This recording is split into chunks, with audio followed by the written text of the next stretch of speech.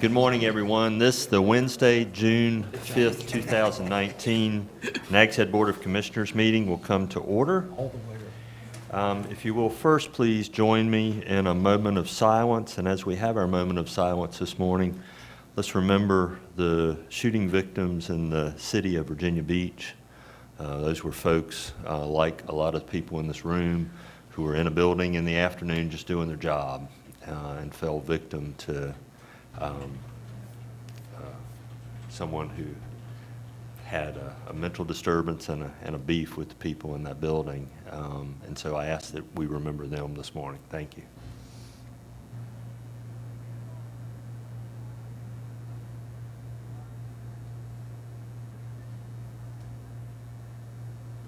And now, if you will, please stand as you're able and join me in the Pledge of Allegiance. I pledge allegiance to the flag of the United States of America and to the republic for which it stands, one nation, under God, indivisible, with liberty and justice for all.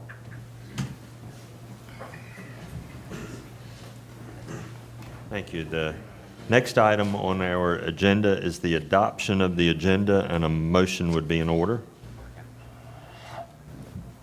So moved. I have a motion. Do I have a second? Second. I have a motion and a second for the adoption of the agenda. All in favor signify by saying aye. Aye. Aye. Opposed? Thank you. The next item on our agenda is introduction of the 2019 lifeguards. Chad?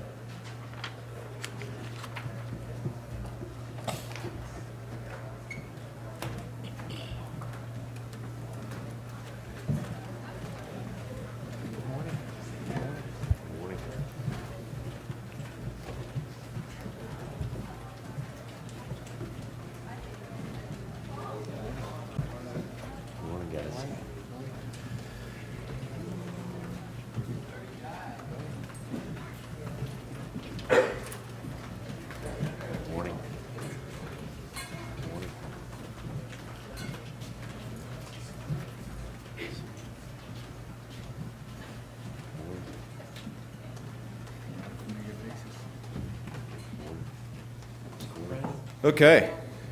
Good morning, everybody. My name is Chad Motes. I'm the captain of Nags Ocean Rescue. Been with the town since 2001 and running the Ocean Rescue program since 2004. So, this is an annual event where we come in and introduce our crew of lifeguards for the summer, and it's my pleasure to introduce this group to you. This morning, we started training May 12th, Mother's Day weekend, and went through 2 weeks of training. We did state of OEMS, EMR course, and then USLA open water training, and first day on the beach was Memorial Day weekend, Saturday, May 25th. Busy weekend to start the season. Really nice weather, a lot of people in town, a little swell event out there, so we had lots of action, and a lot of these guys, first year guys, had their first taste of what summer on the beach here in the Outer Banks is like. So really happy and pleased with this crew. We had a second group of trainees that started yesterday, and they'll be going through same level of training over the next 2 weeks, and they'll be starting on the beach Monday, June 17th. But again, I really appreciate the town support for this organization, and a really stellar crew and top-notch organization. So I'm going to have each of these guys come up to the microphone, just introduce themselves, who they are, where they're from, and their experience with the town.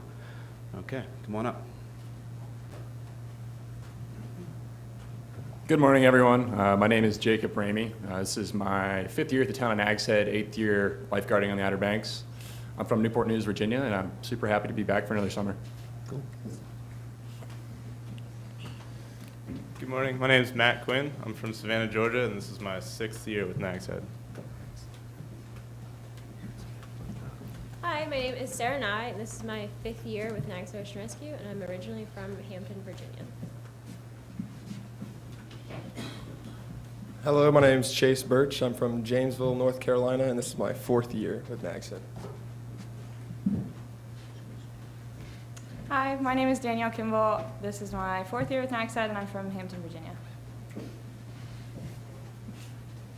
Hi, my name is Caroline Jarvis. This is my 3rd year with Nags Ocean Rescue, and I'm from Mania. Hi, I'm Lily Stremski. I'm from Houston, Texas, and this is my first year with Nags Head. Hi, my name's Kathleen Beliveau. I'm from Nova Scotia, Canada, and this is my second year with Nags Head.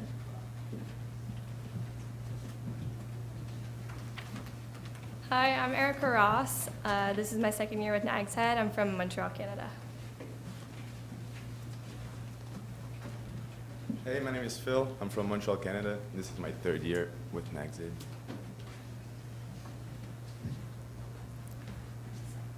My name is Austin Fallon, and I'm from Centerville, Virginia, and this is my second year with Nags Head.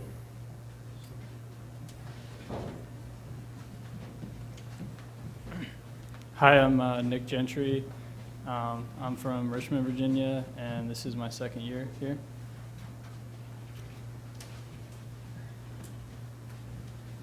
Good morning. My name is Mateo Special. I'm from Montreal, Canada, and this is my second year lifeguarding here.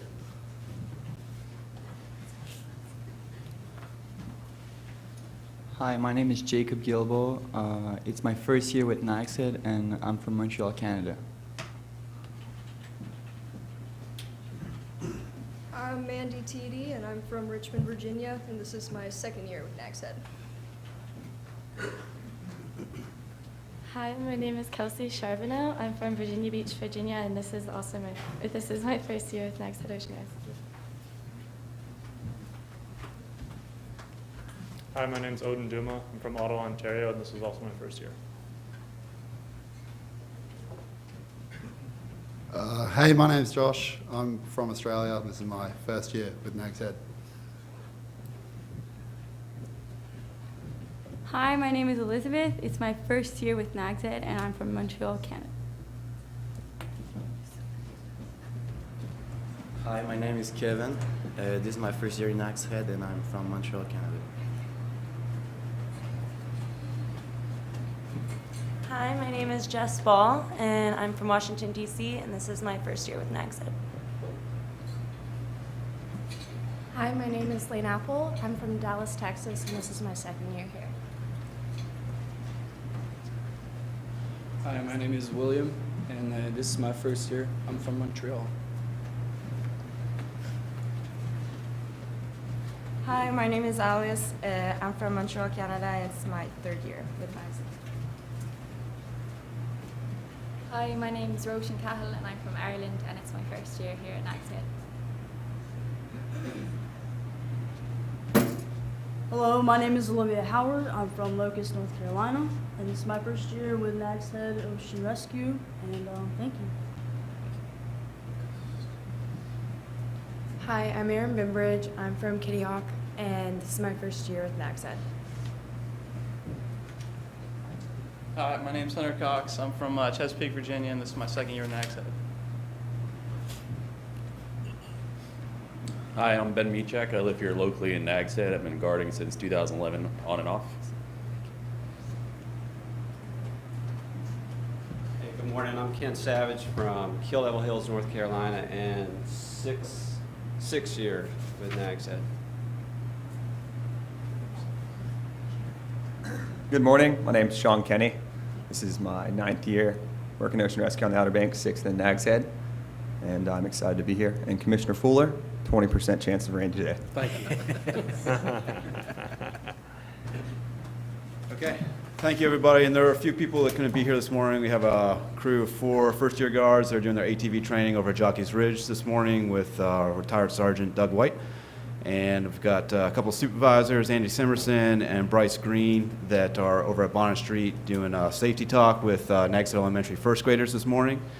And we've got a few folks that work full-time with Dare County EMS and fire departments locally that are on shift this morning. But we're excited for another great summer and happy to be here in the Outer Banks. So thank you guys very much. Thank you.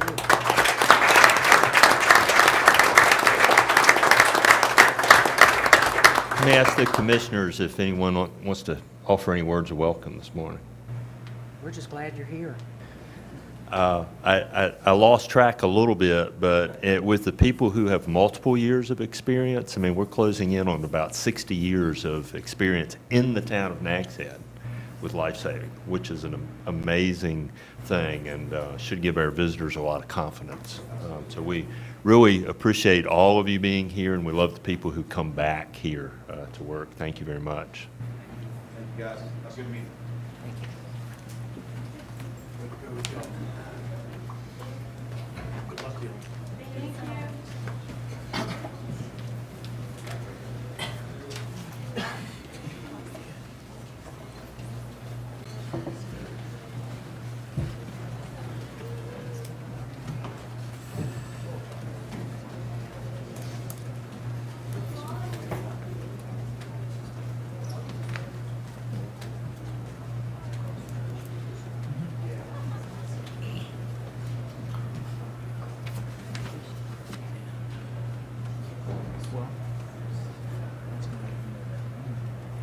Okay, the next item on our agenda are recognitions. Thank you, Mr. Mayor.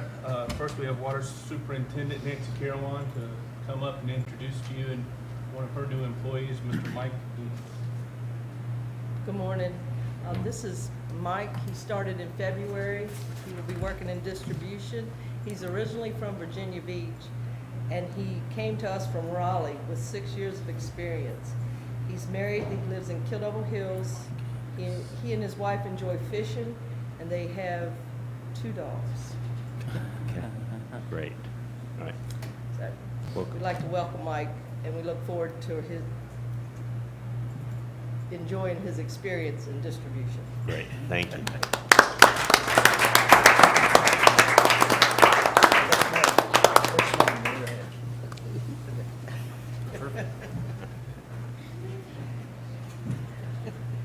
Thank you. Next, we ask Mike Norris to come forward and introduce our newest employee in sanitation, Mr. Omega Spencer. Good morning, Mayor and Board. Wish I could bring it like Chad did. Wow. Sure. New employee, Omega Spencer.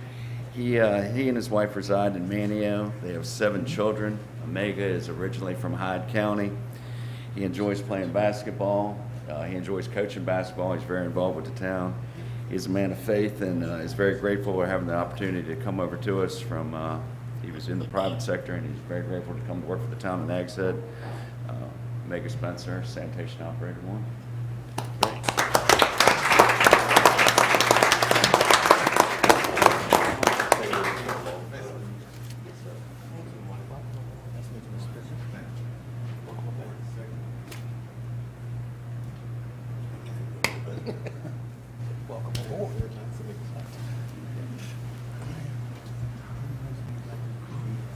Yeah, you're good.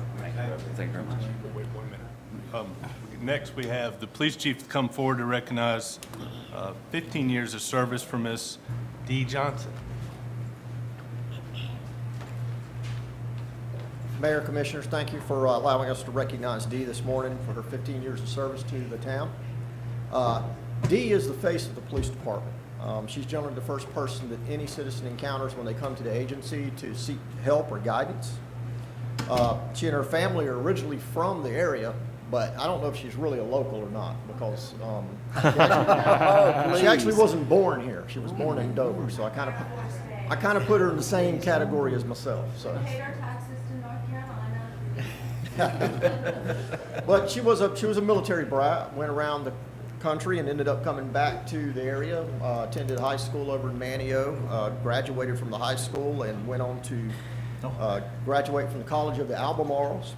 Then she served as a Dare County Sheriff's Deputy in 1989 to 1992. Spent some time with the school district teaching, and then came to us in 2004. And she's been a great asset to the agency. She's married to Norman Johnson. They've been married for 32 years. 27? I thought you said 30. 27. He's been with the department for 32 years over there. She has 2 daughters, 2 granddaughters, 1 grandson. She's very involved in her church and has volunteered with the Special Olympics for the last 18 years. And she is a passionate and loyal employee, and thank you for your 15 years of service.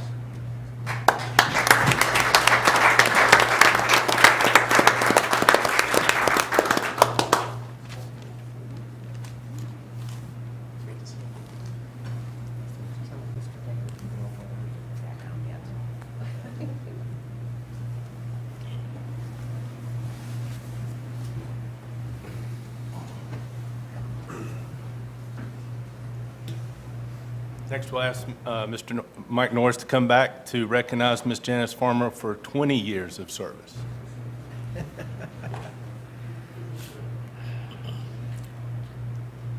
Janice is a 20-year veteran of the town. She's a valued employee that is always early to work and eager to start.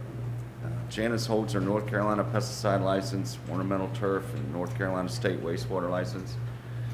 She's supportive to staff, keeping them informed of issues that need attention and are logged during her daily duties. She's also extremely helpful in putting together orders for vendors and working with staff to support town buildings. Her depth and knowledge make her a very valued asset to the town and myself.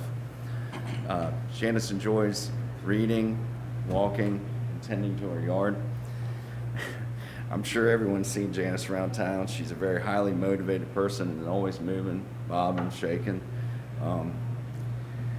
I had a lot to say, but I gave her my word I would keep it short and sweet. So, Janice is a very valued employee. Her depth and knowledge of the town is, for me, I've only been here 5 years, and I use her like a Bible. So she's a very valued employee, and I hope when all y'all see her, you'll congratulate her for her time, because it is very valued. You can get her to slow down. If you can put a lasso on her and shut her down.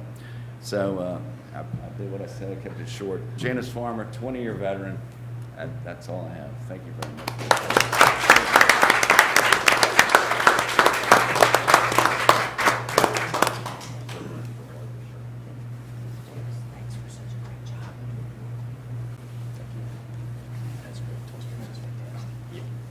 And Janice has passed that magic 20-year threshold where she gets pictured with the board. So I'm going to ask the board members to come forward. Yes, ma'am. Guess I'm not an elected official. I'm a hired gun.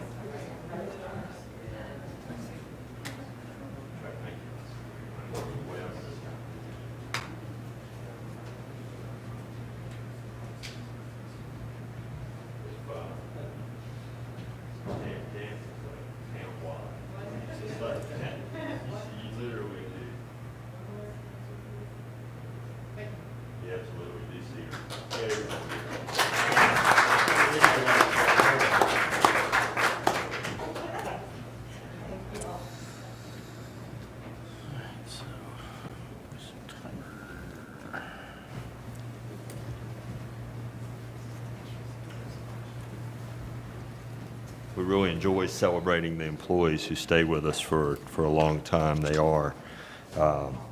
and their experience that they carry with them are very valuable assets. The next item on the agenda is public comment. I'll turn it over to Mr. Leidy. Thank you, Mr. Mayor. At this time, the board will receive public comments.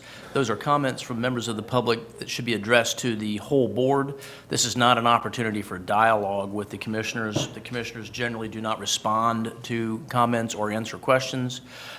There is also a 5-minute time limit. I will keep the time and let you know when your time is up. But anybody who wishes to address the board, if you will please go to the podium and start by telling the commissioners your name and your address, and then if you'll address your remarks to the whole body. Yes, sir. David Bragg, 5205 South Lakes Drive, Nags Head. Spoke previously on the same issue. I spoke with the town manager and the supervisor of public works, Cliff and Ralph, and want to be very clear that they provided me with the information I used to formulate my own opinion on how the board made their decisions. Again, these are my personal opinions relating to garbage and recycling collection. The board did not use any verifiable facts such as a cost and benefit analysis that resulted in the decision to add collection in one area for garbage and another for recycling. Rather, they used the number of rental units versus number of actual homeowners living in neighborhoods. I guess I falsely assumed the board is here to represent the interests of the homeowner, not the tourist, rental agency, or absentee owners. I guess I was wrong. Guess I was wrong. The cost of collection for one day in the village west side would be less than $600 per collection day. And we, the year-round residents, have summer visitors too, but we'll no longer have the day of additional collection. I was shocked that the board does not add a surcharge to businesses in Nags Head for trash and recycling collection. The rental agencies and homeowners that rent their homes act as businesses. And so they should be charged a surcharge for these collections as they do for beach renourishment, because they're getting a lot more benefits for my tax dollars. I would like to recap the cost of the beach road for this summer. The contract cost is $195,160 per year. The number of tons that they collect is 322, or was. We pay, thus, $607.51 per ton of recycling. Amuse me here for a second. The cost of recycling bins was $210,165, plus the contract cost of $195,160.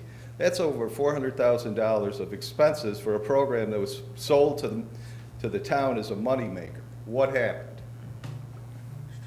The recycling program is going away in many locations. China and India are refusing to take plastic, paper, glass, etc., and now many of these items are going into landfill. So why would we pay this huge fee to basically have the same services provided that we have with garbage? Also, the contract states that no more than 15% will be going to landfills. I guess this is a self-enforced standard by the contract, since there is nothing in the contract that discusses inspection or enforcement. I have found through research that almost all the glass is either emptied directly into the landfill or crushed to cover the landfill. This is not recycling. Most importantly, the garbage cans and recycling cans are going out on Friday nights, Saturday, and Sunday mornings. I had mentioned this in my prior discussion with the board. The Memorial Day weekend, the temperatures were as they are in summer. The garbage smelled as it is an eyesore, and it is an eyesore to the neighborhood, and it's an unsanitary condition. I have pictures if you'd like to see them. I've already shared them with the town manager. It includes recycling bins with garbage in them due to the decisions the board has made by cutting down one day of garbage collection. Putting them out violates town policy, so I guess I'm gonna have to call the Nags Head Police Department to have them come by and ensure the owners push it underneath the house. I think that's a waste of very limited resources that the town police have. I would propose one warning letter to the homeowner, with the second occurrence being a $50 fine and every violation thereafter be a $100 charge. Just throwing out other concerns. How many members of the board own or have rental or relatives that live in the neighborhood that have services increased or remain the same? Did they recuse themselves from voting on this matter? If the individuals are so concerned about recycling, the tourists, I'm sure they won't have a problem walking to dumpsters to put the recycling in, which would save the town a lot of money. The garbage cans that are on the beach, everything goes in those, and those aren't recycled. They're bagged up and thrown into the garbage. So we're missing out on recycling there. I don't know about you, but when I go on vacation, I don't look to see if they have recycling or a dog park before I decide where to go. The dog park is a crazy idea. Recycling is a crazy idea. There's going to be, the proposed budget has a $1.45 million budget for debt services in Public Works Department. That's a 13% increase, unacceptable. Looking at a couple articles here, I don't know how much time I have, but 15 seconds. No, people can lose track of cost-benefit analysis if they feel virtuous. What about all the time it takes in the household to wash and sort all this stuff? How much is it going to cost to convert all the rubbish into unusable material? Los Angeles estimated because of recycling, it operates as twice as many trucks as otherwise it would. Recycling wrote Tyranny in his monumental piece, may be the worst wasteful activity in modern America. A waste of time, money, and a waste of natural resources. Mr. Bragg, that's your 5 minutes, sir. Okay. Thank you very much. May I? If possible, could I at least get a copy of what you've written? I mean, that's fine. I can mean, send it to the town that'd be manager to great. distribute it. And I did get a response back from the board, so I went back to the town manager and discussed it, and I will keep coming back until I get some kind of answer of what we're gonna do with this increase in cost that's not, my tax dollars should not be paid for the beach to have a second day of recycling. Thank you. Thank you, Mr. Bragg. Would anybody else like to address the board? Yes, sir. Again, if you'll please tell us who you are and where you live, and then address your remarks to the council. My name is Ken Sharp. I'm an easy one, I promise. I'm not here to complain about anything. I want to try to help a little bit. I live in Manio. I have my own business. I'm in construction. I probably travel 35,000 miles a year in my truck on the beach. I know Renee, not personally, but I've always appreciated what you've done, and I feel good with you here. I saw in your in the meeting allocations for today, you were going to speak about the Little Bridge possibly. So I'm really just want to thank you for allowing me to speak with you and in front of you. I have no agenda and no complaint. I just really want to try to help safety. I spend a lot of time, like I said, in my truck, and I probably bike 60 to 100 miles a week. So I'm not saying I know everything, but you know, I'm probably one of the last people to ever come forward and speak about anything. When I know it's my turn, I feel like there's a reason and I need to do it. And you know, I support crosswalks and I support the police. I support my chief, and I've come to the old chief here and talked to him about the causeway. So times are changing, and I don't have to explain that to you. You all have done a great job of bringing people here, and I want it. That's what everybody wants. I think we need to slow down a little bit and think about safety in a couple of key areas. And obviously, the causeway is, it's a mess. I feel like you all are trying, and I feel like the police are trying. I think everybody's trying in a proactive manner. To the public, and including my wife and friends, it looks like there's Band-Aids being put on top of Band-Aids with the crosswalk. All right, so these crosswalks are great. We kind of know what's going on there. Here, it's 55, which is minimum speed coming off the bridge, 60, 70. I mean, the other day I was coming across the bridge and a kid went by me doing 70 at least. I think he was trying to race me in my truck. I've got a new truck, so I'm not quite sure what he was doing, but they're coming. I don't have to tell y'all. You all live here in Nags Head. I'm constantly going across, so I'm seeing things maybe that some people aren't. I see a lot on a bike. The bike has taught me a lot about traffic, and you can't slow down. You can't slow down for that crosswalk. You can try, and the problem you're having is you have all the people coming in that are on the weekends, and they're seeing the signs, which I know are positive. It's all positive, it is. But you can't slow down. And you have sun in the morning from the beach, and I was in an accident with a friend of mine just across the little bridge on the right-hand side. We got hit by a vehicle. She was behind me, and it was sunny, and I realized, you know, I gotta take my time and think about where I'm biking, when I'm biking, because of the sun. That's a bad spot, and it's also a bad spot going home. And the north side, or the west side of the bridge when you're going towards Manio has a really bad spot that's bouncy. It's pretty terrible, actually. So any trucks loaded, any cars loaded, anyone that has stuff in their vehicles, it's gonna really be pretty bad, and you can dump trash there.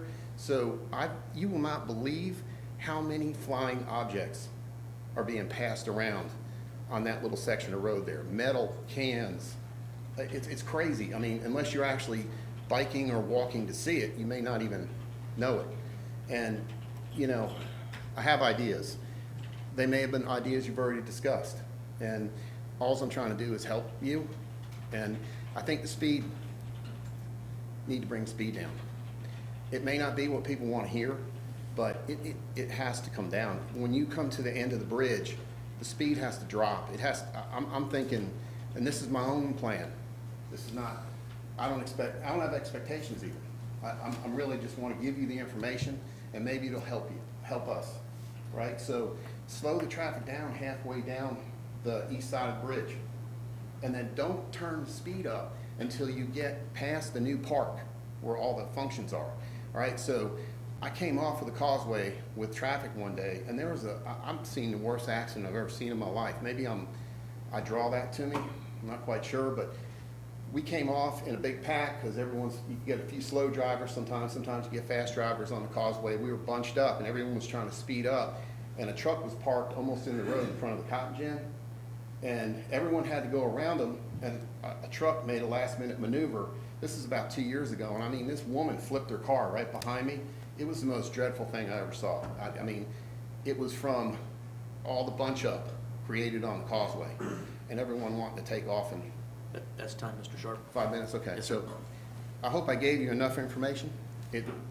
I hope that, Renee, you continue to take this up, and I hope you all come to some form of help for us to alleviate any more accidents like I saw, like we had the other day when I was sitting in a Tanger, and there was a real bad accident there. We don't want any more people hurt on the causeway.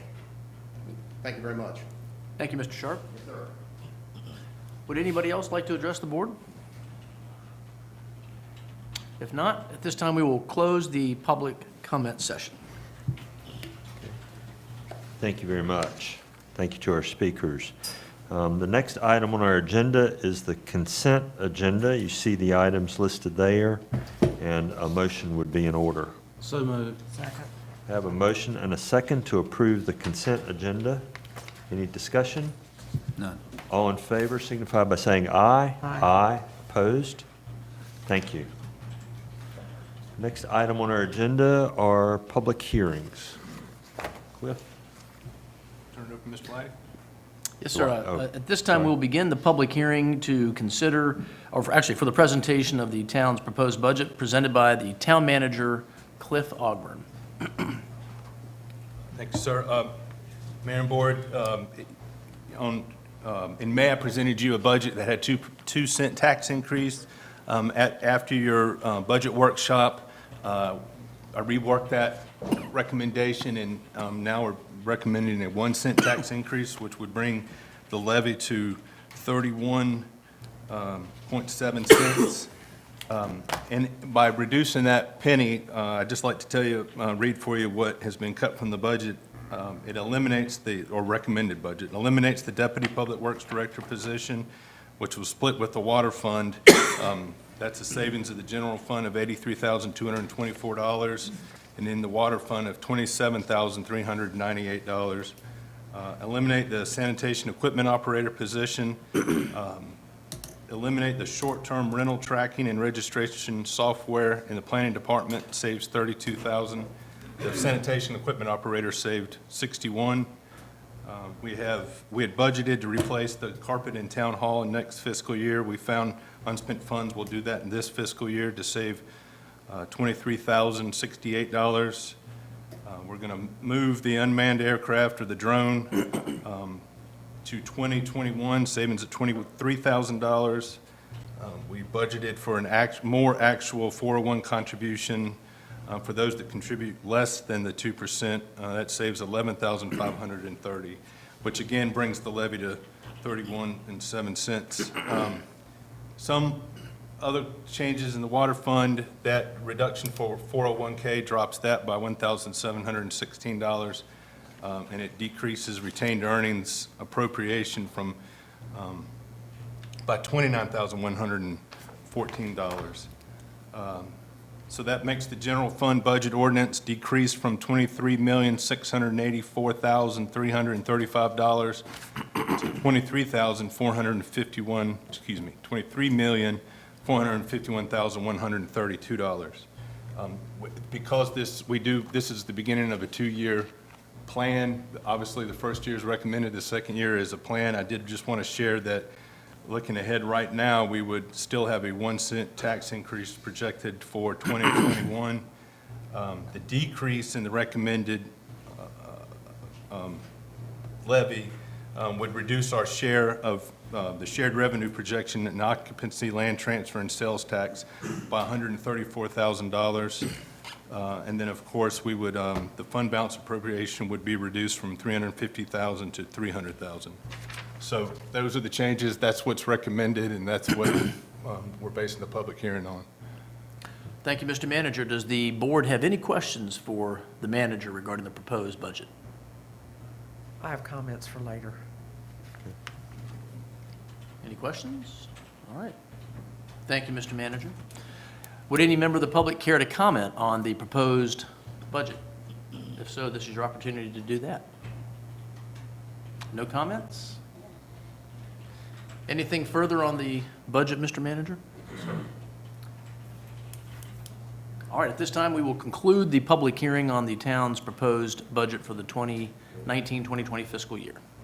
All right, thank you very much. So the next item on the agenda is consideration of the adoption of the fiscal year 2020 operating budget ordinance, proposed CIP request for fiscal year 1920 through fiscal year 23-24, proposed CIP request for fiscal year 1920 through fiscal year 28-29 for water, a resolution for committed fund balance, and updated consolidated fee schedule.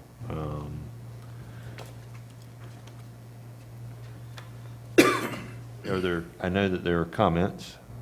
Renee? Thank you. A couple weeks ago, we received a list of positions that were being advertised for openings in the town. And subsequent to that, I've emailed the manager and asked him, were there any of those positions that were impacted by his proposed changes? And the answer I got back was yes, the sanitation operator. I'm not comfortable with that. We need worker bees, and that's not a demeaning. We need people that do the work rather than a lot of hierarchy. And I think we're a little bit top-heavy. But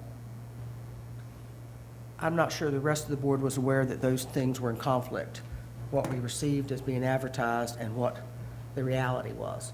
I know Commissioner Fuller asked the manager if we decided not to have a tax increase, what would he cut? And those were his recommendations, and the board listened to those. I'm still not comfortable cutting a sanitation worker when that's the one area that we seem to be busiest.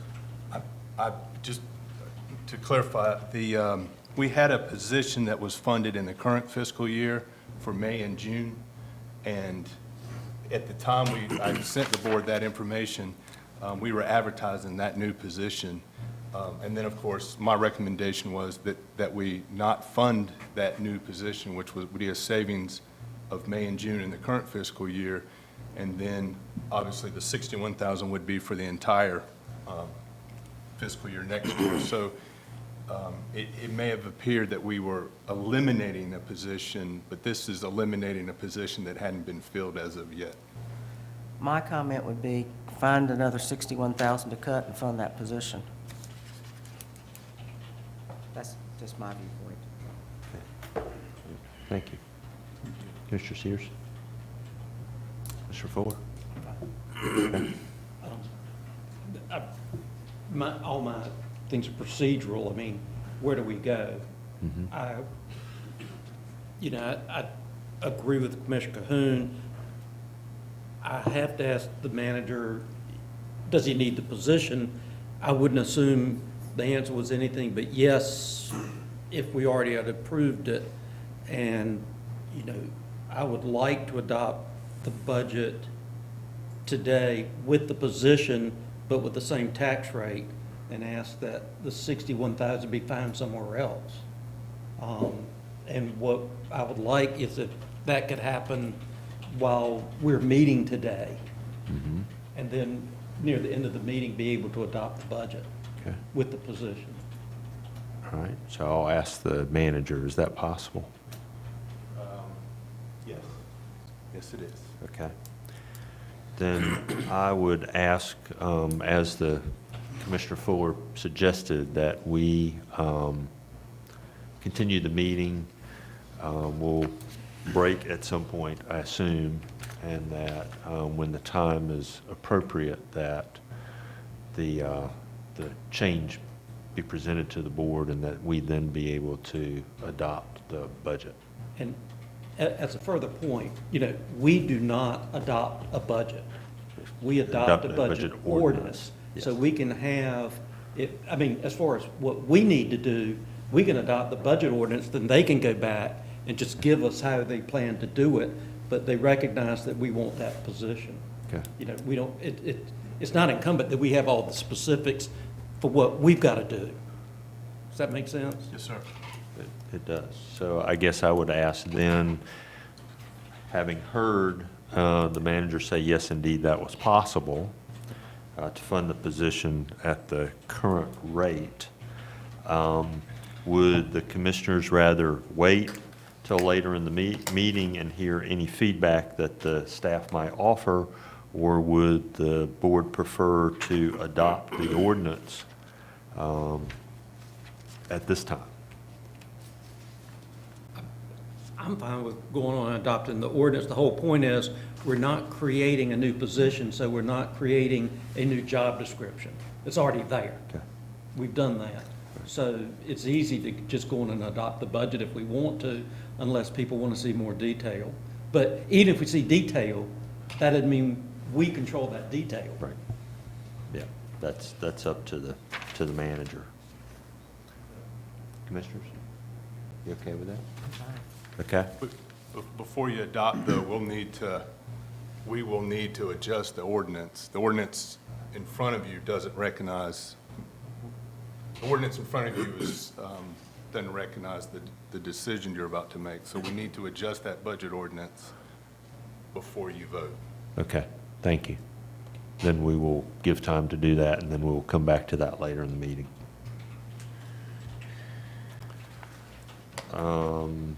Should we move on from this step to the next item? Yes, sir. Okay, thank you. The next item on the agenda is a public hearing to consider a conditional use site plan amendment request by Tail of the Whale Restaurant for extension of their pier. Kelly?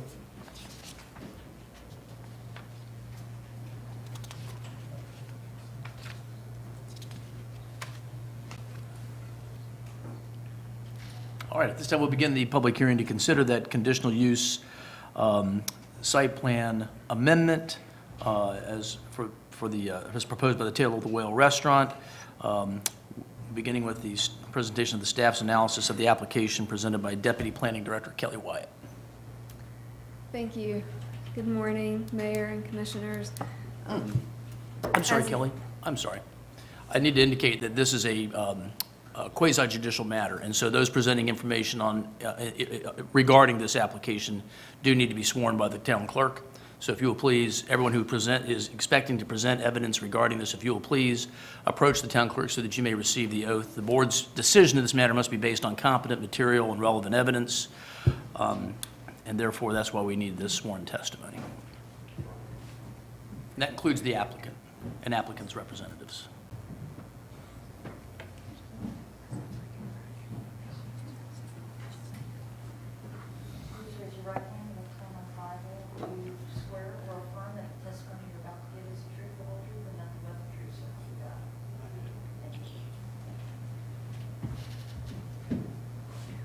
All right, thank you, Kelly. At this time, you may proceed. So just jumping back in, like noted, this is a conditional use site plan amendment request for Tail of the Whale Restaurant. It is located at 7575 South Virginia Dare Trail on the Causeway. The property is zoned C2, and it is also included in the Commercial Outdoor Recreation Overlay District. The specific proposal is to extend the existing pier approximately 72 linear feet. That is included in your package, and provide 4 boat slips for transient boating use. So staff did review the proposal with the land use plan, and there's quite a bit of information included in your package on that, but we did find that the proposal is consistent with the Town of Nags Head land use plan. For these transient boat slips, the use has 6 use requirements that must be met. I'll quickly run through those. There shall be no more than 1 docking facility, and that's what's shown here. They have not proposed any services that would be prohibited, such as dry storage, fueling, haul-out facilities, etc. They are not proposing that the 4 boat slips are to be utilized for any type of required parking. There's no increase in customer service area that would require additional parking to that. Our ordinance states that the pier shall be no longer than 200 linear feet, and what's proposed is at 167 feet, so we're compliant there. There needs to be at least 30 inches of water depth relative to normal water adjacent to the boat slips. They have already received their CAMA major permit. That's included in your package for review. But based upon that, they do have greater than 30 inches water depth where it's required. The next item talks about no wake zone for 600 feet measured perpendicular to the shoreline. That map has also been included in your package to designate where that 600-foot no wake zone is to be located. Additionally, it requires some signage of the no wake zone, and that signage has been proposed on either side of the gazebo, as well as either side of the pier itself. So lot coverage, height, architecture, those things have no bearing on this request. The proposal does meet the 5-foot accessory structure setback, so we have compliance there. Again, parking is not affected by this request at all. Nothing about the request triggered buffering or landscaping compliance. As far as lighting goes, there is an intention to go ahead and provide some minimal lighting consistent with what's already on site. We have some photographs in your package that show what they're intending to do, which is some minimal lighting beneath the built-in benches for visibility of foot traffic. And then we have some cutoff fixtures on the outside of the benches that will light up the docking area. So this type of lighting already exists on site, but once installed, we will have staff go out there to ensure that it meets the lighting requirements of the town code. Again, no signage is being proposed beyond that no wake signage. There's no part of this application required septic health or septic approval. Same for stormwater management and traffic circulation. The project will need to meet the North Carolina Fire Prevention Code. Public Works had no concerns here, and again, the CAMA major permit has been issued, just noting that the CAMA permit actually notes 6 wet slips. Our ordinance limits that to 4. So this conditional use site plan amendment will be more restrictive than what CAMA actually approved them for. That being said, staff does find that the request is compliant with the use regulations, and we would recommend approval of the application as it's been presented. The planning board reviewed this at their April 16th meeting. They also found that it was consistent and recommended approval of the plan. Of course, I'm happy to answer any questions that you may have. We have Dan Bybee, the owner of Tail of the Whale, and Hal Goodman, the engineer of record, available. All right, does the board have any questions for Ms. Wyatt? One, Kelly, on the no wake zone of 600 feet, is that too restrictive? It's a busy area with outdoor recreation, and I'm curious what impacts a 600-foot no wake zone would have. Hal or Dan might be best to speak to that, but the 600-foot no wake would apply only to the boats coming in and out of that facility, not necessarily the recreational activities happening in and around it. Okay, thank you. Answered my question. Thank you. Any other questions for Ms. Wyatt? Does the applicant have any questions for Ms. Wyatt? All right, anything further from staff, Kelly? No, sir. All right, thank you. All right, at this time, the applicant may present evidence in support of its application.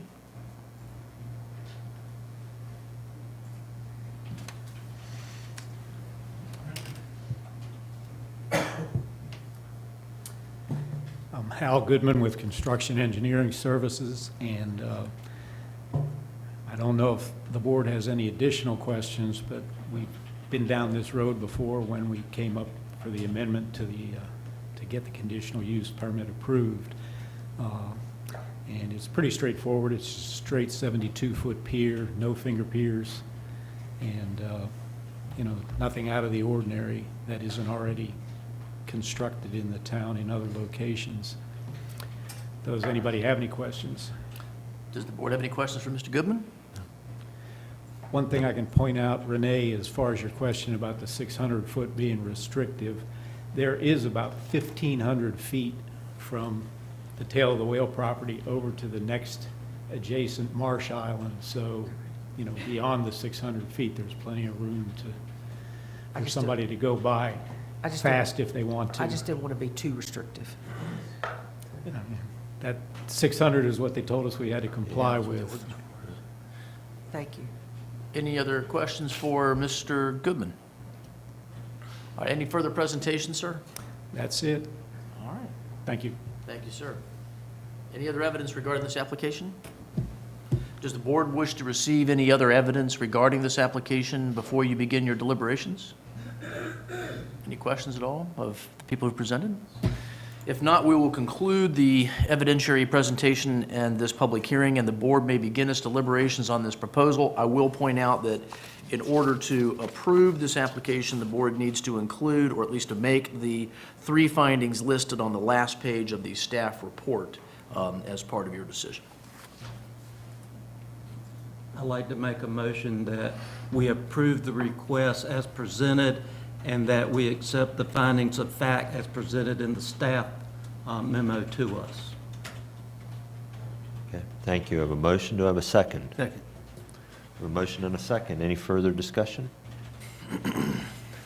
Seeing none, all those in favor signify by saying aye. Aye. Opposed? Thank you very much. This is to see the first one after after modifying the ordinance. This seems to be a really good example of what was intended by that ordinance modification, and we wish the applicant luck. Thank you.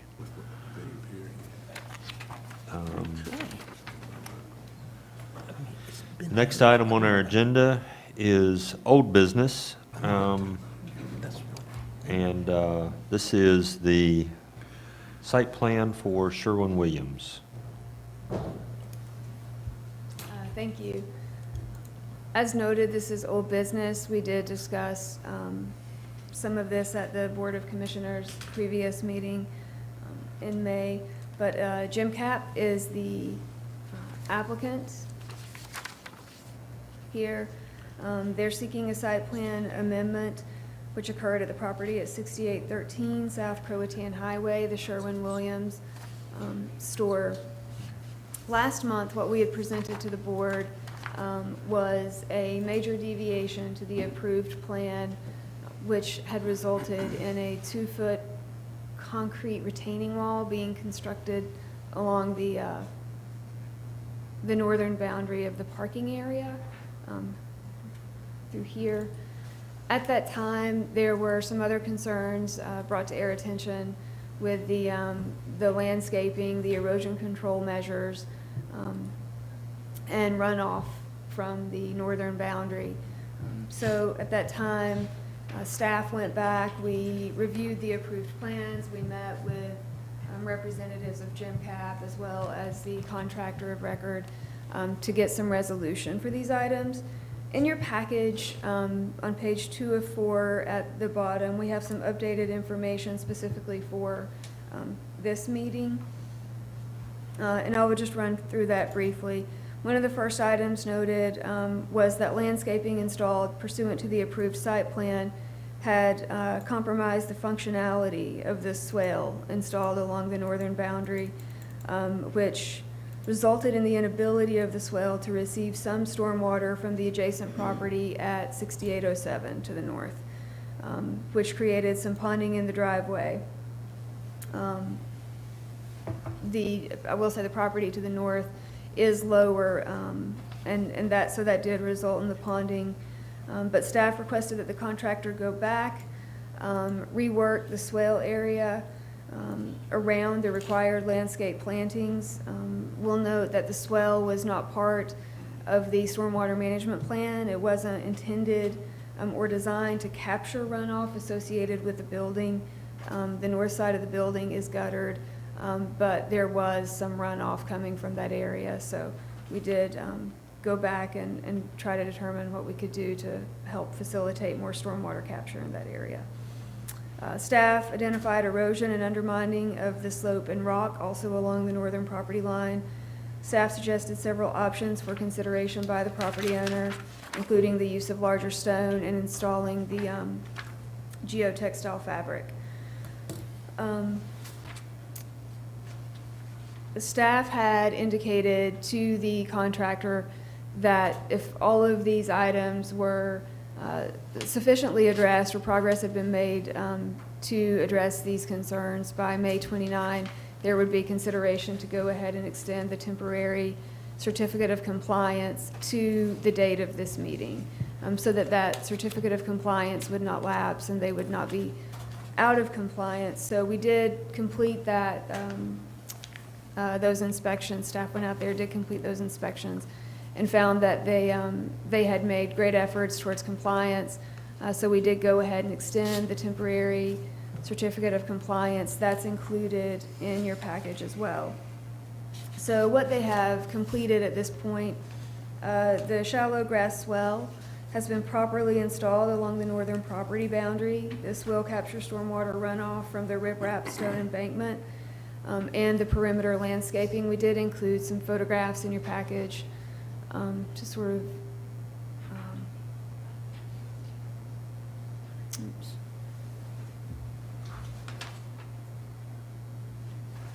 I apologize. One attachment's really big and all the other ones are small. So these photos that are coming up now is actually the construction of the wall.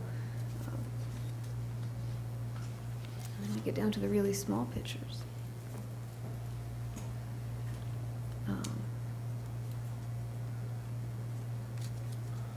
Okay, so hopefully these next items you can kind of visualize with the photographs attached. But the swale was installed along this northern property boundary. It was shown to be in compliance when we received the as-built survey that had the elevations noted. It was designed or installed per the design plan. So it was installed properly. The area of riprap stone previously undermined has been repaired. They went ahead and provided the geotextile fabric in all the areas that it was lacking. They did redo this to make sure that it was in compliance. Landscaping properly installed to accommodate the design swell and achieve compliance with the zoning ordinance. So this buffer area between these two properties, this being a commercial property and this being a commercial property, there wasn't a requirement for a transitional protective buffer yard or anything like that. This buffer area was part of the section of the code that requires 15% of the total lot area be vegetated. So this buffer was provided in order to meet that 50%. So the plantings have changed, but the area of the planting material has not. So they still meet that requirement of the code that 15% of the area be vegetated. What did happen here is there were some shrubs and flowering plants that were originally proposed here. We had some wax privet, some Pfister juniper, and daylilies had originally been proposed in this location. After going back and reviewing this in conjunction with the installed swale and their landscape architect, we identified some other plantings that would function better in this area and also provide greater screening. We landed on Hollywood juniper and Nellie Stevens hollies. Those were planted at 3 to 4 feet in height with the proper number of plantings and the proper area. So that's a deviation from the originally approved landscape plan. It does still meet the landscape area. It does meet the number of plantings, and it also provides a greater screening. As I mentioned earlier, the as-built was submitted by Coastal Engineering. Our town engineer did determine that that is in compliance. And the other improvements that are the punch list items that have been noted previously, those have all been addressed, and staff has found compliance with those. Based upon that, staff recommends approval of the site plan amendment to include the 2-foot tall retaining wall along the northern property boundary, as well as the revisions that have been made along the northern property boundary. I'm happy to answer any questions you may have, and we have Brian Moore with Jim Cap Development available should you have any questions of him. Okay. All right, Commissioners, I'll start down this end. Commissioner Fuller. To the Hollywood junipers are planted how far apart? I believe the junipers, I would have to go check. I believe they are on 10-foot centers with an L.E. Stevens, sort of catty corner with those. You know, Hollywood junipers are one of those plants you can't really trim, you just have to let grow. So does everybody know and understand as they grow, they will grow into the parking lot, and they will grow probably close or over the, not quite to the neighbor's property, but they'll encumber that whole thing by the time they reach maturity. They're not like Russian olives you can cut back each year. They're something you can't change. Right. There was a conversation about that. Natalie Garrett with Coastal Engineering, who did this proposal, worked with, I might get it wrong, but I think it was Carolina Nursery. And also Jim Cap will be, or Sherwin-Williams, will be under contract to maintain this landscaping. So yes, there was an understanding that these do get large and unwieldy, and they will have to be maintained very closely. Okay, as long as everybody understands that. And then the second one tends to be more procedural, and it's probably more for my information, but am I correct that the developer has never received a temporary certificate of occupancy? Have they received a temporary certificate of occupancy? I can let the planning director. And I don't want to know anything except yes or no. I believe that's inherent in the issuance of the TCC, the Temporary Certificate of Compliance. Wait, my question is, have they been issued a certificate of occupancy, either Not fully or temporary? Yes. They have? Yes, sir. Okay, may I get a copy of that, please? Yes, sir. Okay. And do we understand that a certificate of compliance does not allow for occupancy of the building? I believe it does. It does not. I'm happy to discuss it further, but yes, I believe. I would like to ask the attorney to look at the statutes and see if a temporary certificate of compliance allows for occupancy by individuals. Well, the relevant statute, Chapter 160A, Section 423, which governs certificates of compliance, does not allow for a certificate of occupancy to be issued until all work is done under a permit. And until a certificate of occupancy is issued, the building or parts thereof are not to be occupied. However, it goes on to say that a temporary certificate of compliance may be issued permitting occupancy for a stated period of specified portions of the building that the inspector finds may be safely occupied prior to final completion of the entire building. And that's for material, not people. Says it may be permitting occupancy. I mean, that the certificate may be issued, a temporary certificate of compliance may be issued permitting occupancy. And it doesn't make a distinction between occupancy by individuals, occupancy by materials or goods or inventory. It doesn't make a distinction.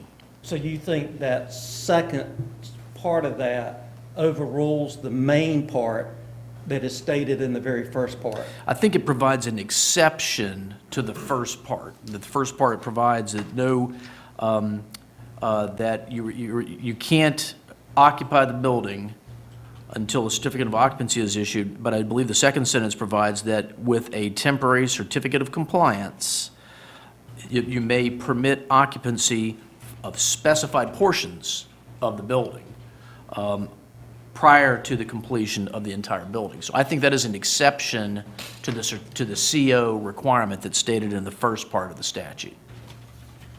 And so, do we have copies of what we said they could occupy? They're actually in the package that was provided for this meeting. Okay, I didn't see. Yes, sir. That's all I have. Okay, thank you. Commissioner Cahoon. Thank you. This project just seems to have been from day one controversial. We had questions when it became of the ring wall, and then the fact that the builder did not see fit to inform the town of changes. But, and I appreciate all the work the staff has done with the applicant to try to make this work. What I'd like to know, and it's going to be the same one I asked last time, is that since we're in a period of extended drought, as defined by the state and locally, can we put a bond on this project to ensure that the remediation efforts will work after we don't have a period of extended drought? Because I'm sorry, I'll answer your question, Commissioner Cahoon.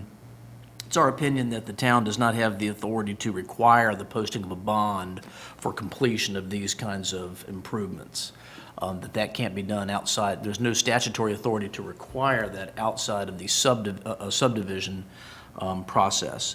What the town's remedies are here, if there is a failure to comply with the requirements, would be to issue notices of violation and then to utilize that enforcement process to address any deficiencies that may arise later on, if there's a deviation from the requirements of the site plan or the if the permits. failure of the remediation efforts come to play, we can issue NOVs. That's correct. Okay. Okay, thank you. Commissioner Sears. Thank you. This has been a difficult site plan, as Commissioner Cahoon noted from the beginning. It's tight to that property line. It was a difficult grading exercise, I understand, and I trust that going forward, we'll probably look more closely at the details of these kinds of things and not just in the initial design, but also the applicant's ability to maintain them. You know, we'll be concerned about this steep grade on the side until such time as we've had significant rain and watch it hold and not erode. So I will ask if there's additional information that the board requires, or if you're ready to act on this item.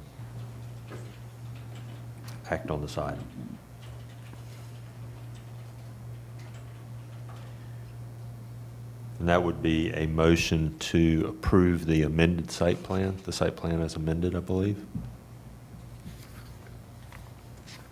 I make a motion to approve the site plan as amended. Okay, thank you. I have a motion. Do I have a second? Second. Okay, I have a motion and a second. Any further discussion? Hearing none. All in favor signify by saying aye. Aye. Opposed? No. Okay, thank you. If we can, I'd like to take before we move to the next item, stormwater projects, let's take a 10-minute recess.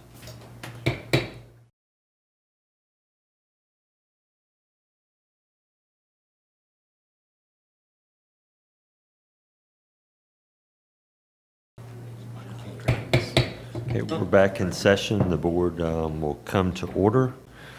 The next item on our agenda is item H2, a response to our board inquiries from the last meeting on stormwater projects. David? Good morning, Mr. Mayor, Board of Commissioners. At the May 15, 2019 Board of Commissioners meeting, the board requested additional information regarding the stormwater project information that was presented. The three questions were confirmation of the engineer's schedule and the commencement of that work, the additional information on the Clean Water Management Trust Fund application process and the potential for a grant award, And 3, a cost-benefit analysis for project area number 9, which is Carolinian Circle and Nags Head Pond subdivision. So I'll go through each one of the responses to those questions. All right, for question number 1 and the schedule, we've received confirmation from the consulting engineer that we are looking at 2 weeks time frame from the initiation of the change order to when those activities would take place. For question number 2, additional information on the Clean Water Management Trust Fund application process. We were able to conduct an on-site visit with Justin Mercer, the Eastern representative for the Clean Water Management Trust Fund, to review the proposed drainage concept plan and review the existing conditions on site, talk about the details of the application process, scheduling, and eligibility of this particular application. Now, North Carolina Clean Water Management Trust Fund, that application process is focused on protecting the state's land and water resources. And annual grants are awarded to nonprofit and governmental organizations to help protect communities from the effect of urban runoff and enhancing water quality through innovative stormwater management programs and practices. The monies for the funds are appropriated annually, and they may vary from year to year. And the applications are received typically in the first week of February, and the award decisions are around the September timeframe. So there are several things for the board to consider for this application process. First and foremost is the time frame as we play this forward with the grant application submission, which we are looking at February of 2020, with a decision rendered in September of 2020, then playing that forward with construction drawings, project permitting, bidding, contract execution. We would more than likely be looking at February of 2021 for the commencement of construction activities and an anticipated completion date of June of 2021. So the time frame is lengthy. Another key aspect in the application process is consideration of innovation. The applications are considered based upon the rating of their merits and the project's objectives to whether it brings new or different stormwater practices to the state of North Carolina. In review of some recent applications, the same type of infiltration practice has been used for both Curry Beach and Caswell Beach. So this would be a duplication of practices that have been incorporated before and that have received grant funds. The other uncertainty is the availability of funds through Clean Water Management Trust. I'll give you a couple comparisons. In 2018, a total of $390,000 was awarded for 2 separate projects, as compared to 2017, where there was $1.2 million in grant awards for 7 projects. And so there can be a disparity of the funds that are awarded from year to year. Another heavily weighted consideration within the application are matching resources. And for a project of this size and scale and project value, typically based upon guidance, we'd be looking at a minimum of 50% cost share. And so typically for the larger projects, they require a larger cost share percentage, even though that's not specified in any other guidance. That is the guidelines that have been passed along from Mr. Mercer. So to summarize, this application would be eligible for funding, but there are some uncertainties regarding the availability of funds, the innovative stormwater technology that this proposal would bring, as well as the time frame for the application process and the decision rendered, and then carrying that forward to construction. The third question that the board had was for a cost-benefit analysis for project area number 9, which is Carolinian Circle and Nags Head Pond subdivision. In your packet was a memorandum that was provided by Withers Ravenel dated May 24th, 2019. In that memo talks about the various background and the methodology that Withers Ravenel has taken in order to try to analyze this cost benefit. And from the simple method that they used in order to quantify it, they have determined that there is minimum measurable and quantifiable benefits from the proposed improvements. That basically for the smaller storm events, it would have a greater impact. For larger storm events, it would have minimal or insignificant impacts for implementation.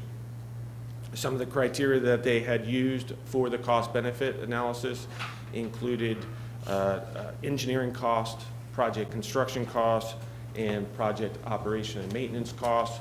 Those operation and maintenance costs were based upon a 20-year life cycle.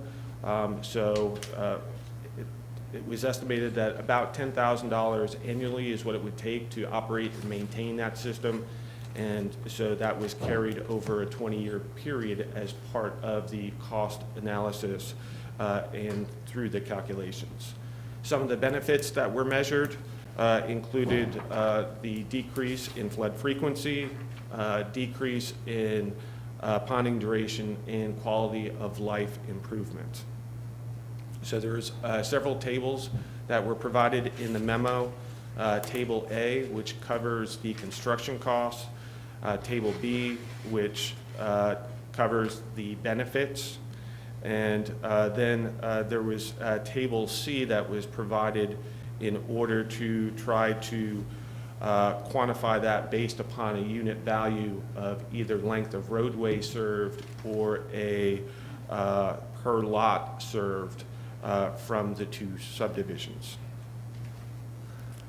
So to summarize those three items, the board right now is considering 5 drainage projects in total for fiscal year 1920. That consists of project area number 4, which is a section of Wrightsville Avenue between Bonnet and Bainbridge. Project area number 9, Carolinian Circle, Nags Head subdivision. Project area number 10, Nags Head Cove in the proximity of Kipper Court. Project area number 12, South Nags Head in the area of milepost 19.5, and project area number 13, which is also along South Nags Head and NC 1243 in the proximity of milepost 18. So the board may want to consider if they want to carry forward all 5 of these projects for design and construction in fiscal year 1920. As part of the board packet, a proposal has been submitted by Withers Ravenel dated May 13th, 2019, and has been structured so the fees can be considered as a whole, or they can be considered in parts and on a per project basis. There's also a spreadsheet in your packet. There's 2 spreadsheets. And the last spreadsheet right here gives a tabular format of the breakdown of the engineering and surveying costs. So as part of the consideration, there are 3 parts to this motion. There would be consideration of the 5 projects to be carried forward for fiscal year 1920. There would be approval for funding in order to initiate the engineering and surveying services to commence with the design on the projects, and that would be via budget amendment number 13, which is included in the board packet. And then the third motion would be to authorize the town manager to execute a change order with Withers Ravenel for the surveying and design work. I'll be glad to answer any questions that you have related to that. I know there's a lot that was covered there. But So while you're on this sheet, no, go back, I believe it's the previous page. It's sheet 1 of 2. Yeah, right there. So essentially, to summarize and a little bit of where I felt like the board was, that what we would be authorizing, I'll start from the bottom, 12 and 13, with the understanding that design work or surveying could start within 2 weeks of execution, that Nags Head Cove subdivision, that surveying work would be undertaken for staff's design, that Wrightsville Avenue, that 28,005 is to get us to the point to know whether we have a grant or not, and therefore what the town's actual cost is. And we probably can't get to that point for any less than the number that's quoted there. And then the last is the decision whether or not to proceed with 11,005 in surveying for Carolinian Circle, which would be designed by staff based on the cost benefit that we see. correct. So I'll ask the board what your thoughts are and what your questions are. I get, Yes, Webb? is this complicated by our discussion that we haven't concluded about service districts? What I would think, well, it could be. I mean, the one that the service district seems the most applicable to is the Wrightsville Avenue project. If I remember correctly, that was the one that sort of clearest fit the profile of a service district, and it, of course, is the highest cost. It looks like the highest cost now without knowing what kind of money we would get from the state. And I do think that we want to have a service district discussion, but I don't know if we need to have that before we know whether we have a grant or not. And see, I think it fits with the Carolinian Circle too, because I think the Carolinian Circle thing serves a very specific area that's not town-wide. I mean, that the benefit derived is directly related, where I think, like Wrightsville, the town, those streets are traveled by a lot of other people other than just the people that it served. Carolinian Circle, nobody goes back there except the people back there, if you understand what I'm saying. And I don't want to slow something down, but I also want to see how it all fits together. Well, the Carolinian Circle also has a benefit to the Nags Head Pond folks, and would all of Nags Head Pond come into a service district, or would only the north leg? But I think, if I remember correctly, it was 600 linear feet. Of West Oak Knoll. Of West Oak Knoll. That's it? And according to what the Property Owner Association has said, that the work that the town has done has remediated the problem. What we don't know is in larger events, but then again, the cost-benefit analysis said spending the money wouldn't help them in a large event anyway. So, Going back to our discussion before, we didn't want to spend an enormous amount of money when it wasn't going to correct. help the grand scheme of things. Right. Because if we're spending 400,000, they're expecting that when we have 3 inches of rain, they're not flooding. And this is, that's not going to be the case. Right. Right. It would help with small events, less than 1 inch, but it wouldn't help with anything over 1.5 inches. Right. So,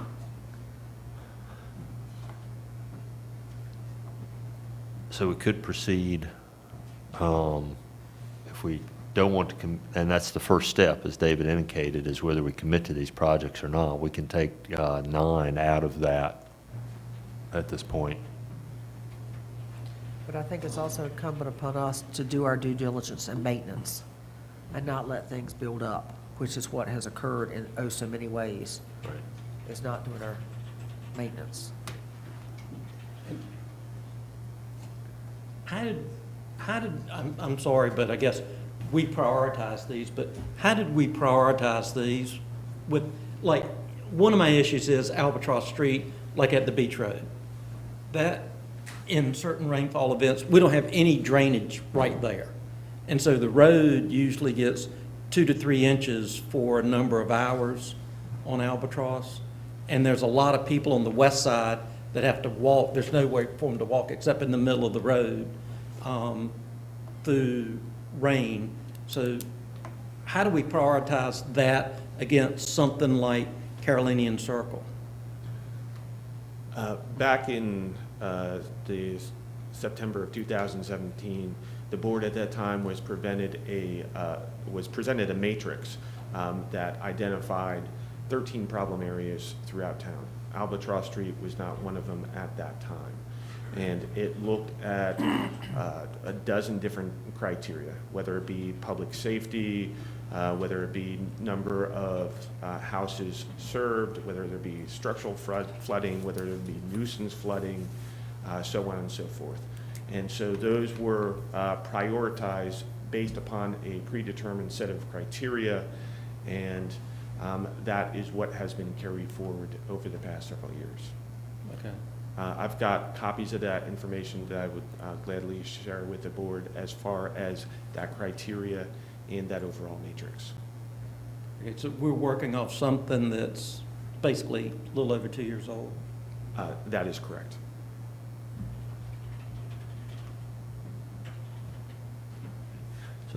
Let me ask, for those who've asked about service districts, we talked a little bit about that, I believe, with regard to project areas 12 and 13. Do I recall that we decided that those were not good candidates for service districts?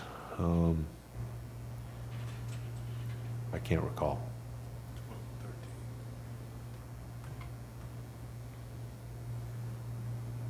I don't recall totally about what the conversation was. The only one that really sticks in my mind is Wrightsville Avenue. Yes, I agree.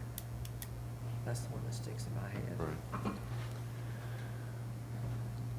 But I'm in favor of moving forward with 4, 10, 12, and 13. Okay. So if we move forward with, that's striking 9, 4, 10, 12, and 13, and proceed, 1, that's committing to those. 2, that's budgeting for the engineering and authorizing the contract.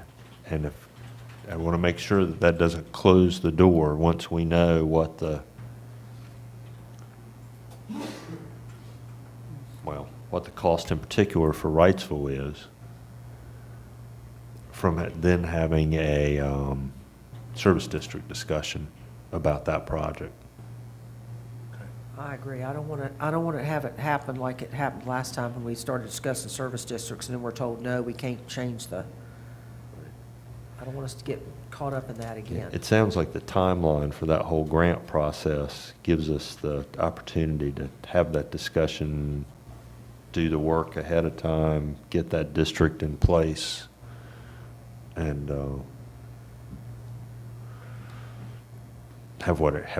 basically all of our ducks in a row, if that's what we want to do at that time.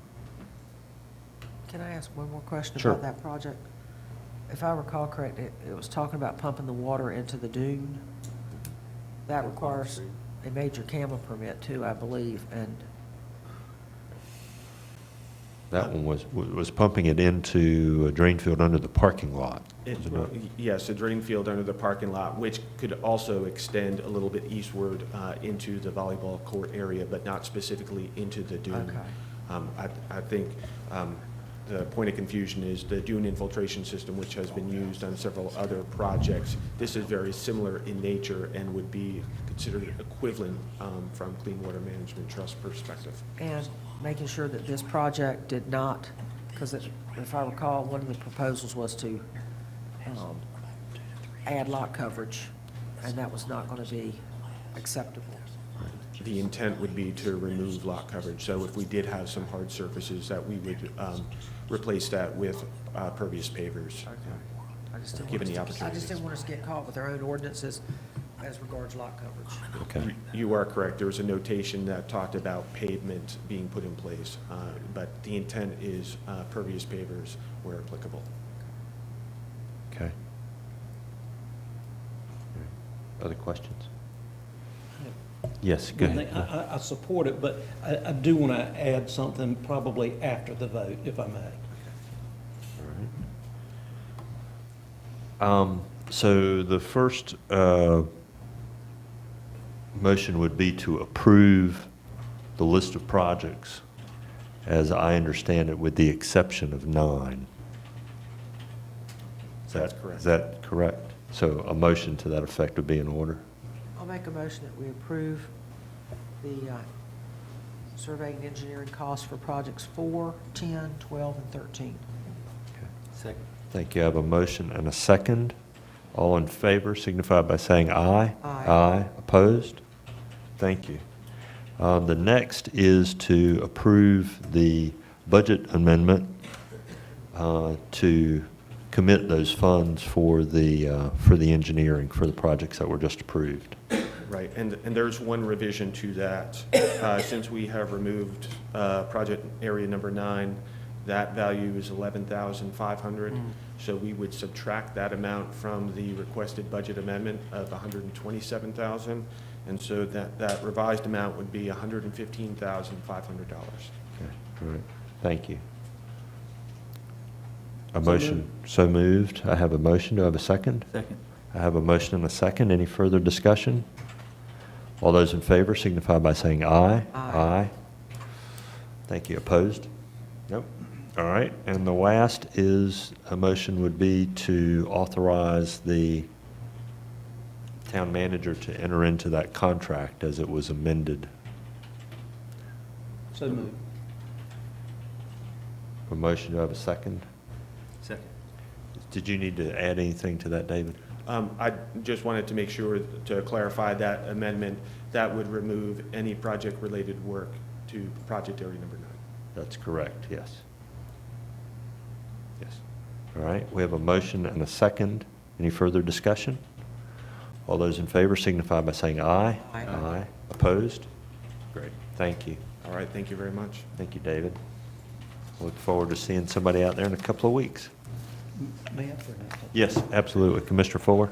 It may be more of a public works issue, but the Albatross Beach Road area tends to, as I said, it's more nuisance flooding than anything else. But there doesn't seem to be any connectivity to some of the drainage that's right around there.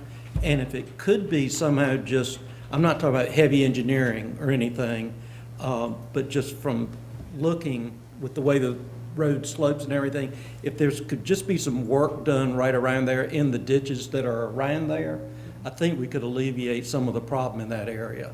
And I would request that Public Works and the town engineer just look at that area to see what could be done in that area.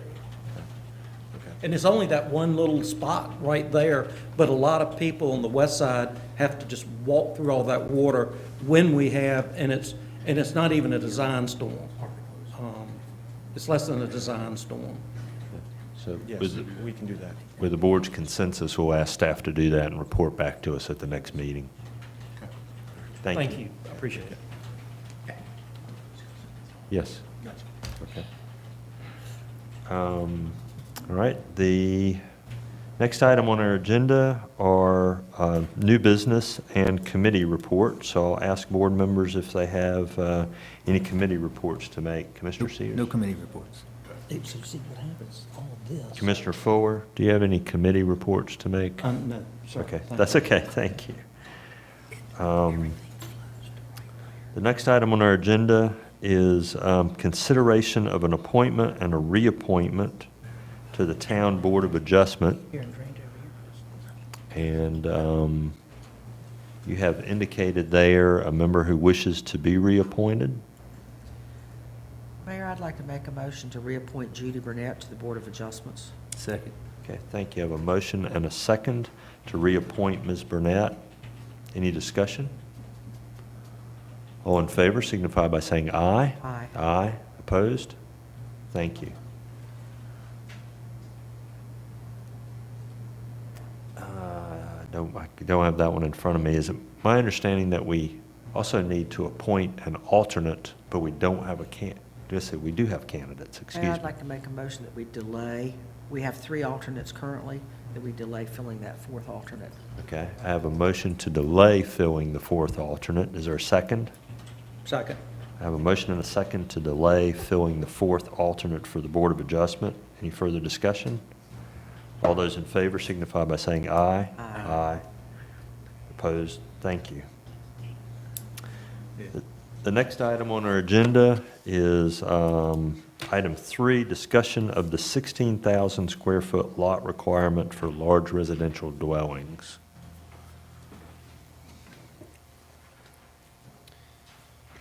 Thank you. The board had questions at the last meeting about the 16,000 square foot requirement for large residential dwellings, so we provided you with a memo that provides an overview of those provisions. Essentially, a large residential dwelling is one that has 3,500 square feet of habitable floor area, either in the principal dwelling or combined with area and accessory dwellings.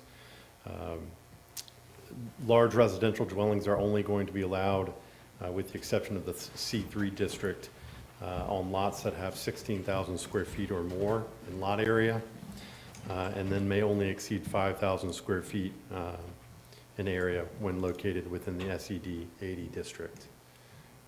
I'm happy to answer any questions or participate in the discussion that the board may have. All right, thanks. Commissioners, any questions or observations or direction on this large residential dwelling standard?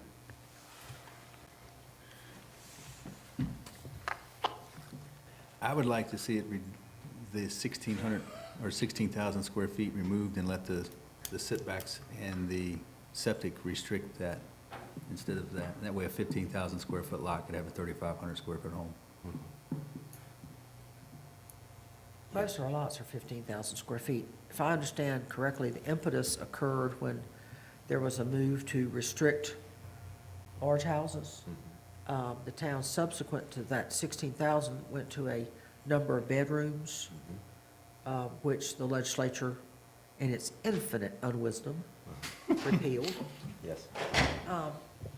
And subsequent to that, the town adopted a maximum square foot house, if I'm not.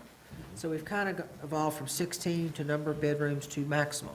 So we probably should let our maximum threshold apply, because all we're doing right now is penalizing people in permanent neighborhoods with the restriction of, most of the lots are platted at 15,000, and 16,000 really does not do anything other than impede. And if our goal is to restrict big houses, let's do it by square footage, not the size of the lot. So I just think the 16,000 square foot doesn't do anything, as the town has moved through iterations of the same issue. Right. Right. Thank you. Commissioner Fuller? I'd say probably as far as, not people here at the time, but people involved in this at the time, probably Andy and I are the only 2 people that kind of have a history. Commissioner Cahoon, I do not think was on the board at the time. It was a board-driven initiative that was pushed by some citizenry because of the mega mansions that were being built on the ocean front. And I think that's why this thing came about. It has served its useful life. There's no need to have it in here. And so, I mean, Commissioner Sears is right to bring it up because it served no purpose anymore. And it'll go to another conversation about the UDO for me. There are few things in the UDO I see that were put in place, in our zoning ordinance, that were put in place to serve particular purposes. And they've been carried forward for like 30, 40 years, where their useful life is way gone. And I thought the UDO process would identify those things, would address those things, and in my opinion, haven't. And like I say, this is a perfect example of something that's served its purpose for a particular time. It's no need to have it, and so I don't see why we don't eliminate it. Well, I wouldn't have much to offer to that, especially, it seems to me that the picking of 16,000 at some point in the past was to say that, and you were here, so, but it would seem to me if you have a choice between platting a subdivision in 15,000 square foot lots or 20,000 square foot lots, if 16,000 is some kind of break point for the size of house, then you would plat 20s instead of 15s. I would say that 16,000 was a negotiated number between Andy Garman and Bob Mueller. Okay, so I'm joking, but there was a lot of discussion going back and forth, but it wasn't like a specific, like it could have been 16.5, it could have been Right. 17, Okay. they wanted to make, I assume they want to make it over 15. But 16 was just kind of what came about at the time. Okay. So I guess our request then back to staff and the planning board would be to create the mechanism to eliminate this 3,500 square foot break on lots of 16,000 square feet. In my understanding, the consensus is to eliminate the 16,000 square foot requirement, but continue to impose the 3,500 square foot large house, large residential dwelling limit, Which kicks in certain design regardless of the standards. lot size. Yes. Well, your maximum house is 5,000 square feet. Right. So between 3,500 and 5,000, there are a set of architectural standards that are required, but it's not limited by size. It just means you have to start adhering to the architectural standards, which, at 3,499, you can build a flat-roofed glass box in the town of Nags As long Head as if you your want to. setbacks and health. Correct. And your septic would Right. allow it. So I Yes. think if you regulate it on setbacks on the property Right. and the size of the house by the health department, lot coverage is going to come into play and eliminate a lot of large homes. Yeah. So, Especially if they add a pool structure or anything else in planning. so the absolute size standard that we would have in place would be nothing more than 5,000. The only other standard that we would have would be to impose architectural standards on houses that were above 3,500. And then your lot coverage would And your lot restrict coverage anything will else. control everything else. All your other design standards. And then, a question. Give me the broad restrictions on 35 to 5. One's architectural. Right. Are there anything other than architectural? So we included section 48-370 in your package. For large residential dwellings that contain 4,200 square feet or less in area, the minimum width of the side yard shall be 12 feet. So there's a difference there. Although you can vary the width of that if you're subject, if you elect to follow the design guidelines, excuse me. The maximum height for large residential dwellings shall be 35 feet, except that if you elect to follow the design guidelines, and when the proposed large residential dwelling utilizes an 8/12 roof pitch, the maximum height may be increased to 42 feet. So there's incentives that allow you to increase setbacks or reduce setbacks, increase height, based on following the design guidelines. Similar open space provisions. So those are beyond what are required for conventional dwellings once you get beyond 3,500 square feet. My only issue would be if somebody has an existing house that doesn't meet the design guidelines that wants to add an addition. Is it just the addition that would have to meet the design standard, or would the whole house, no? And then at the same time, why would you want to provide a different architectural scheme onto an existing house. Right. We'd have to explore that. Yeah. So that was my point of my question. Right. My answer, if you had come to me as an architect and asked that question, I would have said it applies to the new part. Mr. Garman indicated that the addition does not have to comply. Okay. An addition does not have to. Correct. If the house does not. Even if it goes from comply. 34 to 4. We're all nodding to each other, so I think, tell me if I'm off track, but I think what we built into this originally was you had to exceed basically 100% of the value Okay. of the improvements in order for the requirement to kick in. Yeah.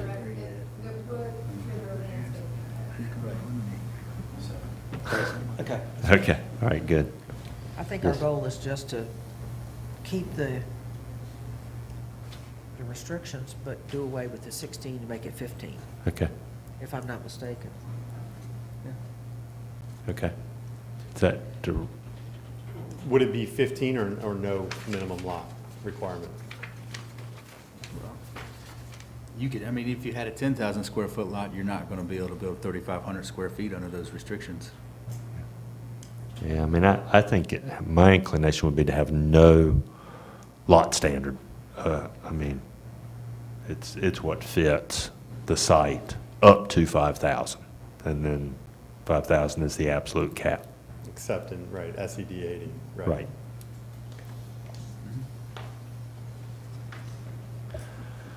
We'll work with the planning board and return to you in the future. Okay. Thank you. Thank you.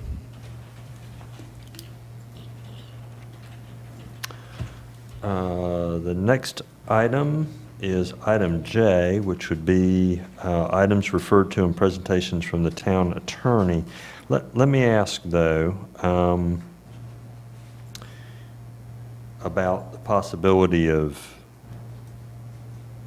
do we want to rearrange and finish everything before we go to that closed hearing, or should we just? We can Yes, let's do that. So, John, we're gonna skip over that, and so we will go to item K, items from the town manager, and I understand, Cliff, you'll also bring the budget ordinance back at this point. Yes, So, sir. Cliff? We'll start with the update from Interim Chief Height and an invitation to the board and everyone for the July 4th fireworks. Good morning. Good morning. As the manager said, I'd like to invite everybody to the July 4th fireworks event. July 4th is the night, 9:25 p.m. is when we hope to start. Of course, if there's a rain delay, it'll be on July 5th. Planning's underway. We've met with Nags Head Pier. Fireworks will arrive on July the 2nd. They'll be under secured storage and whatnot until the 4th. On the 2nd, we'll begin placing some racks and the mortar tubes on the pier. And then, of course, in the middle of the night, basically between the 3rd and the 4th, we'll load all the fireworks on the pier and begin the show setup. So looking for a great event, a lot of communication so far between all the players in this, and looks like everything's coming together well. Do you have a consistent point of contact with this vendor? I mean, somebody who's been there for a while. Yes, sir. The fireworks technician, his name is actually Brian Jackson, that's been with Zambelli and has been here all but 1 year for the last probably 7 to 8 years, to the best of my remembrance. Okay. So yes, sir, he works with us well. Okay, He's great. got a good relationship with Andy too, so that's helped out a lot. Okay. All right, very good. Any questions or comments from the board? All right, thank you, sir. Yes, sir. And just a brief update on the beach nourishment project. We have both the Ellis Island and the Liberty are both dredging and working at this time. We had a period of just over a week where the Ellis Island was down, but is back on the site in the south end of town around Jacob Street, about the 19 and a half mile post. Came back on the 31st and started after some repairs were done. Now, the Ellis is working north. We'll get to about Outer Banks Pier. The plan is for it to get to Outer Banks Pier, and then it's going to pull off the job site and move on to a project in Texas. So that amount of work should be done by the 16th of June at the latest is when they should reach the Outer Banks Pier. On the north end, the Liberty Island is working at around Hollowell Street. I think Tuesday it completed, it's the northernmost reach, which is Bonnet Street, and switched around and is now heading south. To date, the project's pumped about a little over 1.5 million cubic yards, which is roughly 39% of the project. Of course, I guess the disappointing in the fact that because the Ellis is pulling off, the project's going to run longer than we had originally had hoped. Well, let me take that back. We originally felt like it would be done in September. When Great Lakes started, they were going pretty hard at getting this thing done by sometime in July. But as we've learned with dredge companies, it changes daily. And so now with the Liberty being the only dredge on the project, it'll probably run into late August, maybe the 1st of September before the project's complete. One thing they've done is some of these downtime they've had, we've tried really hard to concentrate on keeping the closure area at a minimum. When the Ellis had left the area, they condensed that closure just for the equipment. But we're also recognizing with the Liberty Island that it's where it has been working recently, it goes pretty fast. The volume is not as great as it is in the south end. So rather than asking people to move in the middle of the day, we probably have a little bit longer of a closure area in anticipation that they'll reach that point. Better to ask people, not to ask people to move. And I think the maximum closure area is 1,000 feet. We had some concern about the closure area in the north end. Great Lakes has been really good to work with. They actually had a pretty large closed area, but they split it so that at least we had a footpath in between the closed areas, so it didn't disrupt as many visitors. And we, after we got done with the work around Seagull, we had some concerns about the way the beach was left. Great Lakes filled in those areas and have, particularly around the Cherry Cottage, we've got a continuous dune there, and they filled in the berm, but there's still standing water under the Cherry Cottage. On the south end, they did some work to make sure that the taper was done to the benefit not only of the town, but also to minimize the impact on any private property. They've done some work down there, not on private property, but in the easement area, and they've been really good to work with. We're very thankful for our relationship with Great Lakes. Wish the Ellis was staying and we'd get this thing done sooner rather than later, but that's the nature of the business. If anybody's interested in going out to the Ellis, it's a pretty fascinating operation. It's a lot of Next fun week to was see. probably your last chance. Yeah. Pretty amazing. All right, thank you. Cliff? Moving on. Budget ordinance. Do we have a copy of it? Okay. The adjustment we made in order to fund that position was to appropriate fund balance. We were appropriated $350,000 originally. What this does is get you a balanced budget that you can adopt. Ideally, we will not spend this out of fund balance. We will find savings throughout the year, either through lapsed salaries or for budgeted items that come in under budget, and try to avoid using any more fund balance than we need to. By adding this position, or taking this additional funding out of fund balance, we're still appropriating less fund balance next year than we are in the current year. And then, of course, it would increase the adopted or the plan for next year also. We had reduced the fund balance for 2021 to $300,000, but for a plan that you can adopt, this would increase the amount of fund balance used. Okay. But again, our goal is not to just use this. Our goal is to use as little fund balance as possible. All right, thank you. Questions? I'd like to make a motion that we approve the revised budget ordinance for fiscal year 2019-2020 as presented. Thank you. I have a motion. Do I have a second? Second.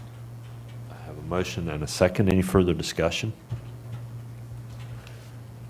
Thank you to staff for the work that you've put into this. We really appreciate it and appreciate your response to being squeezed a little bit. So, thank you.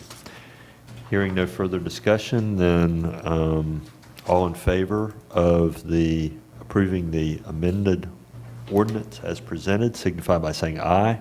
Aye. Opposed? Thank you. We got, and the other items here that need to be adopted. Resolution for committed fund balance and updated consolidated fee schedule is. Okay. I don't have that. It's on the agenda, the second Okay, part I'm of the- sorry.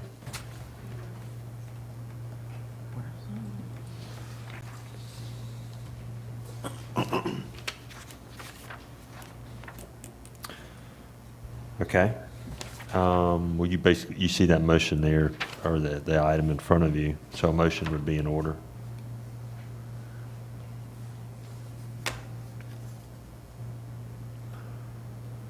I'm trying to find it, so be. Okay. It's under item G1. Okay. It's the second item.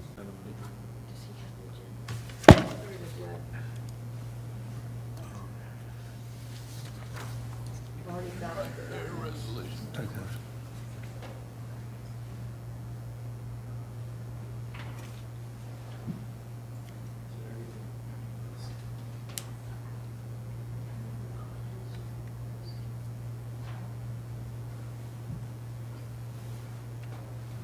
Sorry, so we just did the first item, so it's Right, I to know approve the. what I did. I don't want to make a motion about something I don't know. Yeah, right. Yes. So this starts with CIP request Okay, through but the end. It's the motion, I think, would be to approve the CIP request for fiscal year 1920 through 23-24, and to approve CIP request for 1920 through 28-29 for water, and a resolution be created to commit fund balance and update the consolidated fee schedule. Yes, thank you. Is there a second? Second. I have a motion and a second. Any further discussion? All those in favor signify by saying aye. Aye. Opposed? Thank you. Thank you, Webb. Thank you. Appreciate that. All right, so now, any other items from you? No, sir. Cliff? Okay. So that brings us to item L, Commissioner Cahoon on the Little Bridge, which we heard about earlier today. We heard about it earlier, we heard about it last month, and DOT does not appear to be making any changes to improving public safety in that stretch. It is a dangerous situation, especially on the north side, where the people that come off the catwalk are below grade of the road to the point where you can't really see them. Even if DOT committed to changing the flashing lights indicating that somebody's in the crosswalk from yellow to red would help, because if you look at all their stoplights, yellow doesn't mean anything except for traffic to keep moving. Red indicates that traffic's to be stopped, but I don't know how you get from a defective crosswalk, which is what's there now, to a safe crosswalk. And the gentleman this morning did point out that you're flying, especially if you're going from west to east. You are flying when you come off the bridge. Does everybody believe that, well, in my thinking, the solution there, other than a sort of elevated crossover, is for everybody to stop, and that is to have a Jockey's Ridge type signalized stop there. I would agree to that. I would say this, of course, anecdotal, it's a story, but I've talked to law enforcement people that live over here that work in Manio. And they know this as a problem area, like I'm sure our police do as well. And they've said that what we have now is very dangerous, and you do one of two things: get rid of everything or do a Jockey's Ridge light. Correct. And they tend to understand when they get there what the issue is. And one person I talked to almost got in a wreck the other day because he knew what he was supposed to do, and doing what he was supposed to do almost got him rear-ended really bad. And so the answer is get rid of everything or go to a Jockey's Ridge light, and I agree with that. Yeah, Jockey's Ridge Light would be the only answer, because with a crosswalk, they'll just walk out in front of you. I had it happen on Mall Street the other day. A gentleman walked straight across the street, green lights.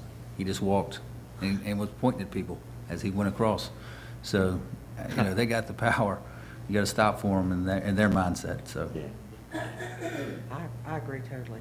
Yeah, I had a woman approach, another story, I had a woman I was talking to at the deli counter in the grocery store, and she was saying that, and you know, local people down here will walk right out in front of you. I thought that was kind of interesting. Yeah. I said, well, it's kind of the law. Yeah. But everybody that walks should know better. Yes. So can we ask staff to work with DOT in whatever manner is appropriate for making this request? And that I really think that we need to express our significant concern for the pedestrians there. I mean, this board has said it and said it and said it again, and we don't want it. We don't want one of those situations where somebody has to die before something gets fixed. And that's what happened at Jockey's Ridge. Yes, I know. We don't want that. And Yeah. that's, I'd like to be a lot stronger and say, we want DOT to put up a stoplight. Well, I mean, I'm I fine think with we're that. there. I agree with you. So let's make that motion. Somebody make that motion that we make that request to DOT. I'd like to make a motion that we adopt a resolution asking DOT to install a signal-activated stoplight at the Little Bridge pedestrian crosswalk. Second. Thank you. I have a motion and a second. Any further discussion? I like it. All in favor signify by saying aye. Aye. Aye. Opposed? Thank you very much.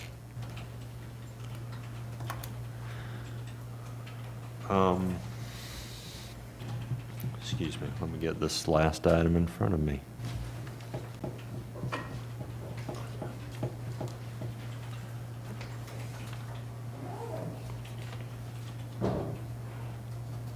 Which brings us to the mayor's agenda and the proclamation in support of Elder Abuse Awareness Month, which I will read as soon as I get it back in front of me again.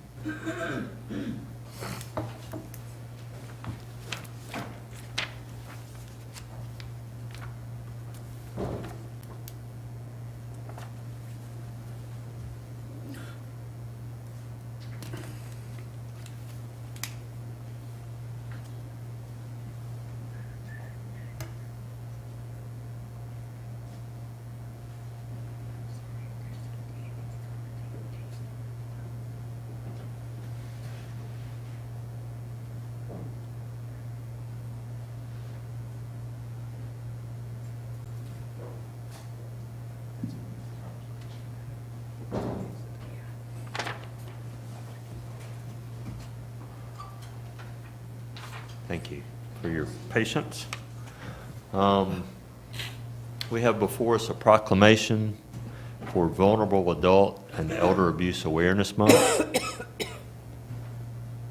Whereas North Carolina joins the world in recognizing World Elder Abuse Awareness Day every June 15th, and whereas protecting North Carolina's vulnerable and older adults is a community responsibility, and all citizens are charged under state law to report suspected abuse, neglect, or exploitation to their local county Department of Social Services, and whereas North Carolina's vulnerable and older adults of all social, economic, racial, and ethnic backgrounds may be targets of abuse, neglect, or exploitation, which can occur in families, long-term care settings, and communities. And whereas during the most recent fiscal year, there were more than 30,000 reports of abuse, neglect, for exploitation of vulnerable older adults made to North Carolina's 100 county departments of social services. And whereas national and international research shows that abuse, neglect, and exploitation of vulnerable and older adults is grossly underreported. And whereas the state of North Carolina enacted the nation's first elder abuse law and recognizes the need for a comprehensive system of protection for vulnerable and older adults. And whereas Mother's and Father's Days are national holidays intended to honor, respect, and promote the dignity and well-being of our older citizens. Now therefore, the Nags Head Board of Commissioners does hereby proclaim Mother's Day through Father's Day, May 12th, 2019 through June 16th, 2019, as Vulnerable Adult and Elder Abuse Awareness Month in Nags Head, and commend its observance to all citizens this the 5th day of June 2019. And a motion to adopt would be in order. So moved. Second. I have a motion and a second to adopt the proclamation for Vulnerable Adult and Elder Abuse Awareness Month. All in favor signify by saying aye. Aye. Aye. Opposed? Thank you. Is there other business before we go to the attorney and the closed session? All right, then that will bring us back to item J1, which are items from the town attorney. Yes, Mr. Mayor, at this time, I ask that that someone make a motion to enter closed session pursuant to General Statute 143-318.11A3 in order to confer with the town attorney regarding a matter within the attorney-client privilege and to preserve that privilege, including a discussion of the Richardson litigation. Thank you. So moved. I have a motion. Do I have a second? Second. I have a motion and a second. All those in favor signify by saying aye. Aye. Aye. Opposed? Thank you. The board will be in closed session.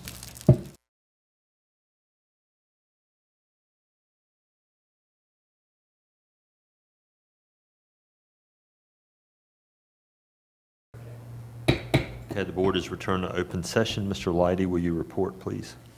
Yes, sir, Mr. Mayor. The board did discuss the Richardson litigation with the town attorney as well as another matter within the attorney-client privilege, but no actions were taken. Okay. Thank you very much.